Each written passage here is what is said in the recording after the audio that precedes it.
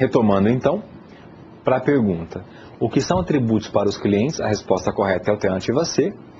O que torna o produto mais atraente e objeto de escolha? É objeto de escolha mesmo, é aquilo que faz com que haja aproximação das intenções de compra do cliente para aquele produto. Então, o atributo é aquilo que você reconhece de interessante, de valor, de importante naquele produto. Lembrando que o que você acha importante, reconhece como importante para você, pode não ser para uma outra pessoa. Pode não ser para mais ninguém ao teu redor, mas se é para você, então aquilo para você é um atributo.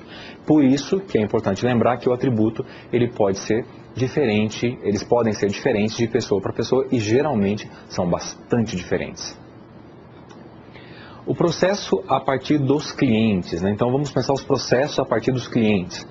Quanto mais se conhece cada cliente, maiores serão as chances de realizar atividades que atendam às suas necessidades e desejos, o que tende a proporcionar maior rentabilidade do processo total de negociação, ou seja, gerar lucro para as partes, tanto para a organização quanto para o cliente.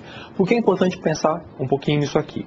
Porque a finalidade de uma organização é ter o melhor produto para o cliente, mas isso não é feito de graça, isso é feito em uma função que vai equilibrar o retorno que ela vai ter com a venda daquele produto, justificando todo o seu empenho, todos os seus investimentos e custos, para que depois dessa análise, desse estabelecimento aí de retorno, verificar qual é o lucro disponível. O lucro é importante para a organização porque significa novos investimentos em novos produtos no futuro, a capacidade de pagar os seus acionistas, a pagar seus investidores, de gerar riqueza, o acúmulo de riqueza nesse caso é importante para a organização para que ela possa se desenvolver. Porém, veja um detalhe, essa não é a ótica central, essa é uma ótica necessária. Uma outra ótica também necessária é o quanto o produto deve custar para o cliente, de tal forma que seja viável para o cliente financeiramente ter aquele produto e não de um concorrente. O que justifica o preço daquele produto, muitas vezes, inclusive, serão os atributos. O cliente percebe que a marca tem uma menção valorativa mais forte, então eu me disponho a pagar mais por aquele produto porque eu entendo que aquela marca seja mais forte no mercado, ou então características técnicas do produto, mais recursos técnicos implementados, por exemplo, telefones celulares com recursos touchscreen, aquele que você pode utilizar das funções apenas tocando na tecla, aliás, na tela, não necessariamente tendo teclas. Ele pode não ter tecla alguma e você faz tudo tocando na tela geral desse próprio telefone. Então, esse é um recurso agregado ao produto telefone celular. Ele pode ser encarado como um atributo. Agora, mais um ponto importante da disciplina. Clicentrismo. Esse assunto é importante porque vai ajudar a gente a compreender o sentido até mesmo do que é o relacionamento com o cliente. O que significa e qual a sua importância? O termo clicentrismo significa o cliente no centro. Naturalmente essa é um neologismo, é uma palavra que foi criada, não é exatamente de acordo com a norma culta da língua portuguesa a palavra ideal, talvez deveria ser clientocentrismo, mas essa foi a que se criou, se gerou e foi atribuída. As organizações entendem dessa palavra. Então a ideia de cliente no centro, o que é isso? Qual é a importância disso? Quando a organização entende que o cliente é aquilo que está no centro, é o grande foco, ela percebe que todas as funções que ela tem, todas as tarefas que ela tem, devem atender o cliente. Então é a ideia de eu tenho o cliente como alma do meu negócio, que eu já citei antes. E qual a importância disso? Garantir que os esforços contribuam para a organização, contribuam para o cliente, contribuam em fazer com que o cliente se sinta importante e, claro, nessa relação negociada, inclusive, do cliente com a organização, haja benefício para as duas partes. Qualidade.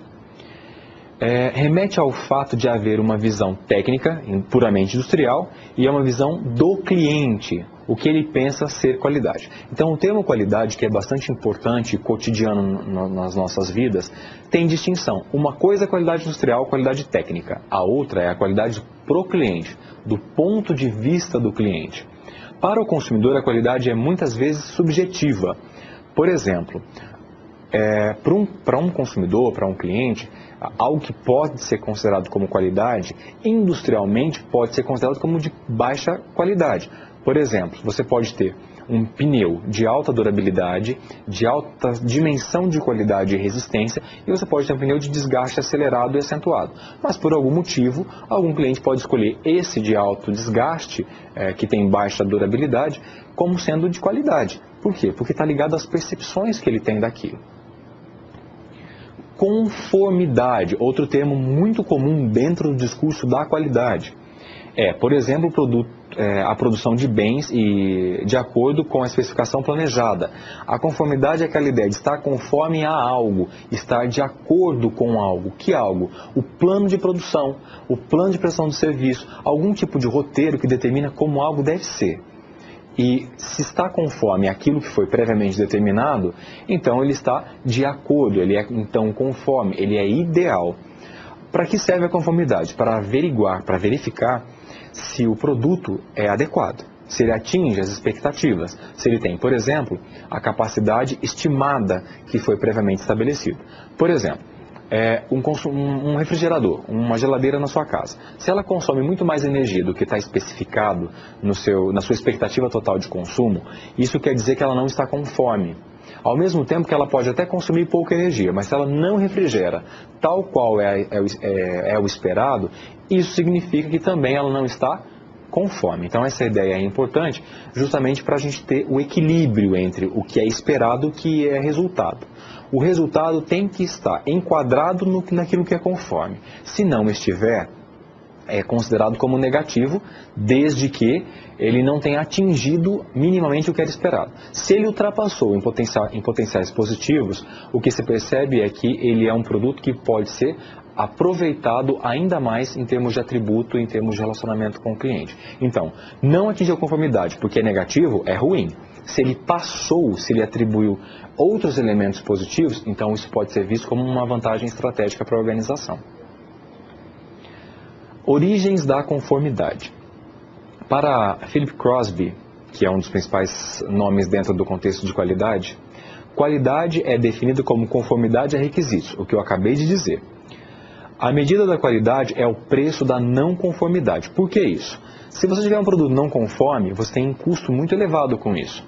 Tirar o produto do mercado, substituir o produto, consertar o produto com defeito, rever projeto industrial de fabricação, rever a planta de fabricação desse produto.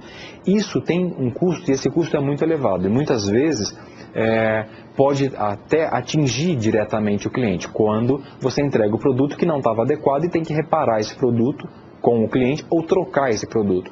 Esses custos devem ser evitados nas organizações. Porém, algumas vezes isso acaba acontecendo. Recall, que é aquela chamada para algum tipo de reparo, muito comum na indústria automobilística, é um tipo de não conformidade. O sistema que leva à qualidade é a prevenção. Por que a prevenção? Se você prevenir, executar adequadamente cada uma das tarefas, cada uma das etapas, definir claramente os processos produtivos, as etapas do processo produtivo, provavelmente você evita ou conseguirá evitar problemas futuros. Então, por isso a prevenção. Se você prevê bem, você executa bem as suas tarefas. Automaticamente você entrega um produto adequado. Ao tempo que, se você não tem boa prevenção, você pode incorrer em produtos ruins e depois ter que reparar esses produtos, elevando substancialmente os custos da organização. O padrão de execução é de zero defeito. Essa é a ideia. A finalidade é produzir produtos, gerar produtos que tenham defeito zero. Isso significa não ter que corrigir produto, não ter que reparar emergencialmente produtos para o cliente, não ter que prestar serviços emergencialmente para os clientes. Ainda tratando de qualidade, eu devo destacar que existem ondas da qualidade. E eu vou destacar as duas grandes ondas da qualidade. A primeira de 1950, em que havia preocupação com a conformidade daquilo que era produzido. Então, na primeira onda da qualidade, a grande pauta era simplesmente focar o que era produzido. Já na segunda onda da qualidade, nasce um comprador cada vez menos consumidor e cada vez mais cliente. Então, na segunda onda da qualidade, o cliente passa a ter mais preocupações com o que é entregue. Quais são as novas características que o produto tem? Quais são os atributos que o produto tem? Então, a segunda onda da qualidade revoluciona aquilo que a primeira fazia. No início era, eu vou produzir tal coisa e entregar tal coisa. Primeira onda. Na segunda eu tenho que produzir coisas para os clientes, mas não quaisquer coisas. Os clientes passam a ter opinião, discernimento, eles querem mais X ou Y e não qualquer coisa. Ele tem um diferencial de condições de preferências. Ainda na segunda onda da qualidade, cabe ao cliente e não ao setor técnico definir o que é qualidade. O que é isso? Cabe ao que o cliente pensa ser qualidade ser usado como desígnio da própria qualidade. Não é mais interessante então pensar assim, isso é qualidade porque a empresa está dizendo que é qualidade. Não. Quem diz se é de qualidade mesmo ou não é o cliente, porque é ele que convive com aquilo, é ele que experimenta aquele produto. É mais barato preservar um cliente antigo do que buscar um cliente novo. Isso é importante colocar nesse momento da qualidade, porque se você entrega produtos de qualidade para o cliente, se você entrega produtos que garantam a sua própria execução e tarefa, e sobretudo, são produtos que o cliente esperava, desejava, então você consegue melhorar a relação com o cliente, melhorar o seu relacionamento com ele, garantindo pelo menos mais chances, melhores recursos de ele permanecer com você.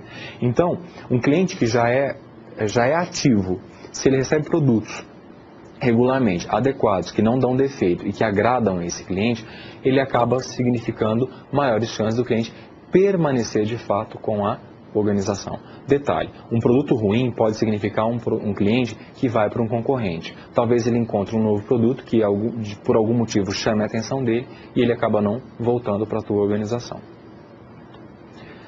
Então, o que é cliente? Mais uma reflexão geral. Razão de ser de uma organização é para ele que a organização existe, é para ele que a organização trabalha, é para esse cliente que a organização deve dispor todos os seus esforços. São pessoas como você e eu, os clientes são pessoas. Você é cliente, eu sou cliente, você é consumidor, eu sou consumidor. São organizações, também são organizações, porque as organizações também compram produtos umas das outras. Por exemplo, a ideia de um cliente intermediário. Se você é um fabricante, um grande fabricante de minério de ferro, de aço, você transforma minério de ferro em aço, e eu compro, enquanto empresa, o aço de você para fazer um produto como um carro, como uma aeronave, olha que interessante, eu que transformo também, sou um cliente intermediário. Interessante que não há apenas você como fornecedor do aço, ao mesmo tempo que você não tem só a mim como cliente. Por isso que as melhores relações entre nós, enquanto cliente intermediário, produtor geral, que pode ser visto como o disseminador do produto no mercado, melhoram as chances de eu me manter como seu cliente, melhoram as relações de eu ter segurança de que tipo de produto eu recebo da tua organização. Então veja, uma organização atende a outra que atende a outra. Uma organização produz insumos e matérias-primas, uma organização transforma essas matérias-primas e entrega aos seus clientes. Mas eu, enquanto organização, também sou cliente de outras organizações. Esse exemplo talvez fosse muito específico de insumos, mas um outro exemplo ajuda bastante. Quando a gente compra água, por exemplo, para a empresa, para oferecer para os nossos funcionários, nós também somos clientes de alguma outra organização. Então, veja, sempre há relação de cliente, sempre há uma relação possível entre organizações. Possuem interesses coletivos, os clientes possuem interesses coletivos, sem dúvida, sempre tem ideias em grupo ou em segmentos. Apresentam necessidades e sentem desejos e necessidades. É claro que um cliente sente desejo. Você sente desejo de consumir certos produtos e não outros produtos. Eu também, quaisquer clientes, mesmo organizacionais. Então chegamos à nossa interatividade. Então, o que são clientes? Essa é a pergunta. Sempre iguais, mudando apenas de empresa? Sempre diferentes? Não existindo clientes com interesses semelhantes, sempre incompreendidos pelas empresas, por isso não são bem entendidos. Sempre podem ter opiniões diferentes, mas com necessidades para serem atendidas. Então, o que é o cliente? Quem são os clientes? Aí está a resposta para você. Sempre podem ter opiniões diferentes, porque as pessoas não são iguais, os clientes não são iguais, mas com necessidades para serem atendidas. Então, eu posso não ter características iguais a uma outra pessoa, mas eu tenho, tanto quanto outra pessoa, características que devem ser atendidas. Eu tenho demandas para com algum tipo de produto, demandas essas que devem ser aproveitadas pelas organizações para gerar os produtos adequados para cada tipo de cliente, automaticamente agradando o cliente, agradando essa relação cliente-organização e assim gerando o bom relacionamento. Chegamos ao fim do nosso primeiro módulo, espero que você tenha gostado até aqui, foi muito mais instrumental, mais explicar conceitos. Espero que no nosso próximo encontro você tenha bastante interesse de ler outros elementos, outras literaturas dentro dessa área, dessa disciplina, porque é uma área bastante rica e relacionamento com o cliente está em desenvolvimento dentro das organizações, dentro do marketing, dentro da administração. Então, até a próxima.